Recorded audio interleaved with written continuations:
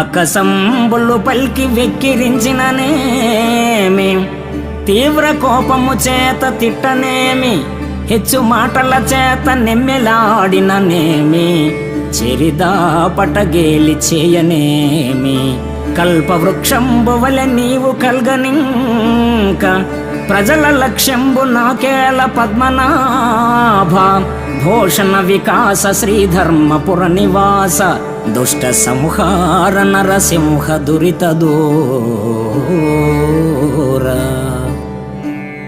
ఓ జనార్దన, ఈ జనులు మందబుద్ధి అని నన్ను నిందించిన, తూలనాడిన, వెక్కిరించిన, ప్రగల్భాలు పలికిన సహజ దయా కారుణ్య కల్పవృక్షానివైన నీవు నా పక్షాన ఉండగా ప్రజలేమన్నా నాకేమి లక్ష్యం?